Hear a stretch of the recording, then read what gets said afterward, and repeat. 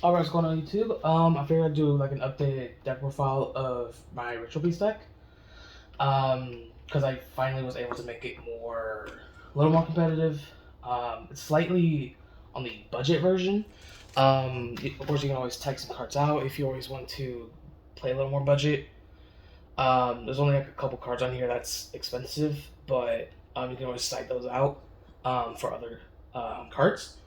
But I figured since it's probably going to be the best in terms of consistency as of now for me, I figured I'd just go ahead and show it off. So just get started. 3 Elder, he's kind of your starter for the deck. He gets you like an extra normal summon, and then what you want to do with him is just you normal summon him, and then you normal summon a Kanahawk or a Pengu, and then he gets your combo started. I won one Lara and then one of the Zephyra, just because like they basically do the same thing, but the other one you get to another name. It's a different name, rather. So that way you can use Ulti Kanahawk effects to go ahead and just get another search. I run 2-1. I see people only run one of her. Personally, I like her at 2, just so that she's another target for when you banish off a Rapengu or Kanahawk. You can banish one of the copies, and then you still have another copy in deck because her effect's actually kind of useful. You can when she's summoned, you can target a banished Ritual Beast monster and then summon it. And her effect actually does come up a lot. So I just prefer to run 2 of her, and then I run one of the Winda because her effect almost never comes up for me. I don't understand why people run 3. I only run to 1 just because like she's another name and her effect never comes up, and she kind of sucks to draw into. Um, Personally, I'd rather search her out, um, but she's just one of those things where it's like you rather search her from deck rather than actually have her in hand. And that's it for Tamers. For beasts, I'm running one Petal Fin, just because it's another name, and then it has a useful effect of being like a compulse by banishing a Ritual Beast card from your hand. It never comes up. It doesn't really come up, but that's just one of those things where it's like it's nice to have. And then for your more consistency ones, is 3 Kanahawk and then 3 Rapengu. Because I feel like 3 of each is standard. If you wanted to, you could cut the Rapengu down to 1 or 2.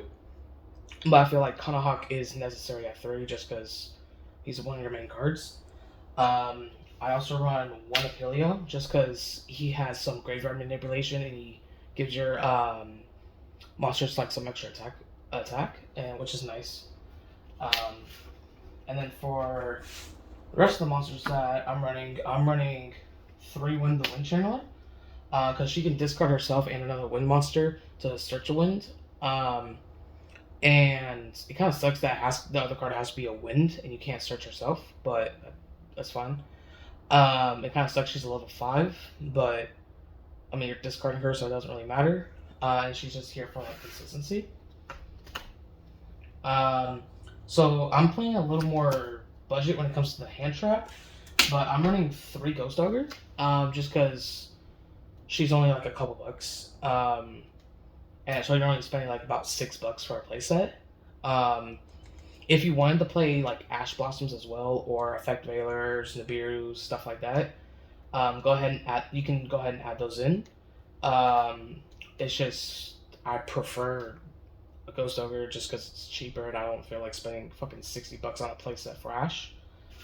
Um, for spells, I'm running 1 Bond.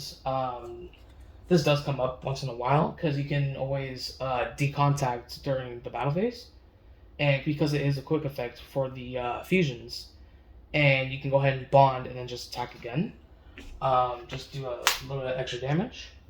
For consistency, I'm running 1 Upstart, 1 Day, 1 Gold, and then 2 Emergency Teleports because it came back to it went to 2. So it's like fuck it, why not? And you can also, if you end up opening up a tamer, but no beast, what you can do is summon the tamer, and then use emergency teleport, and then use bond to go ahead and summon the fusions. Um, so that kind of helps. I also run 1 1 for 1, and then Foolish Burial. 1 for 1 grabs you the Lara, and then Foolish Burial, of course, Foolish Anything, which is really good. For other spells that I'm running, I'm also running just two Lightning Storms.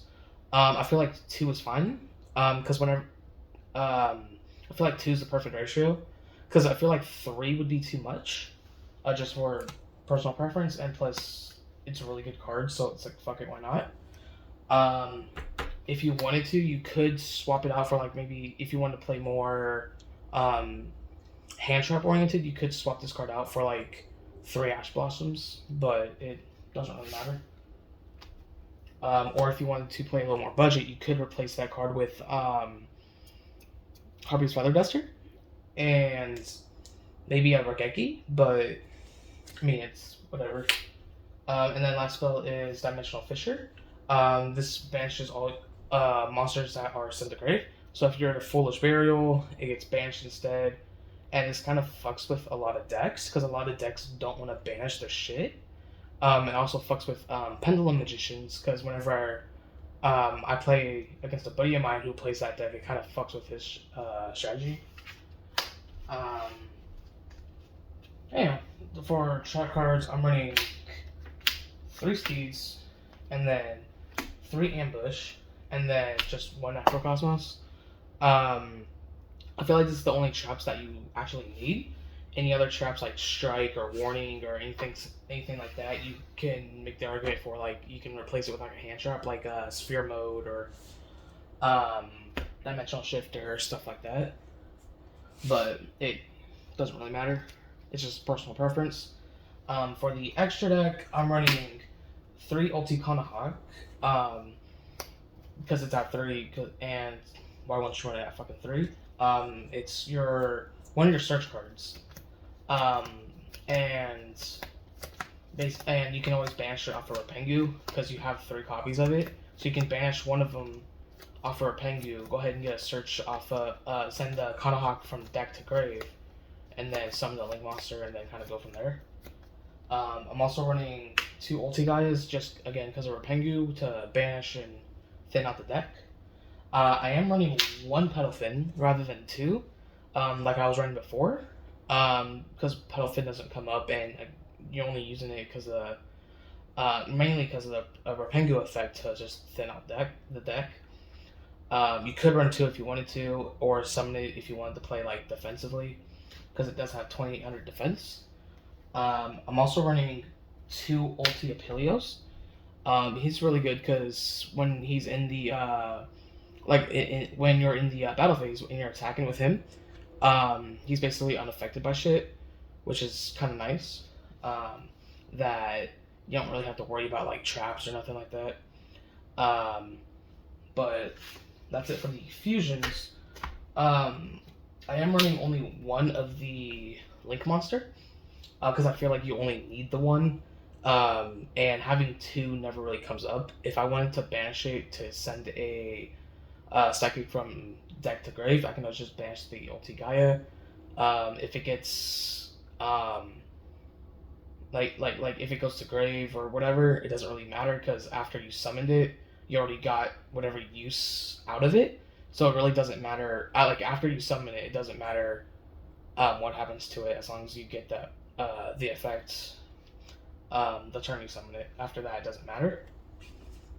I'm running some Xyz monsters, which are Levier, Time Thief, Redoer, Castell, Dark Rebellion, Abyss Dweller, and then 101. You could always run like stuff like Daigusto Emerald. I think that card's unbanned. Or Diamond Direwolf, or God, I don't remember the name, but it's requires 2 level 4 wind monsters. But this is just more personal preference on what to run, you can always run other stuff too, or throw some other stuff in. There's some like wiggle room here.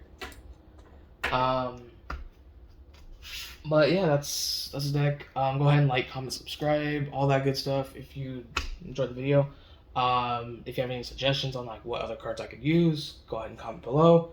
And then yeah, that's it.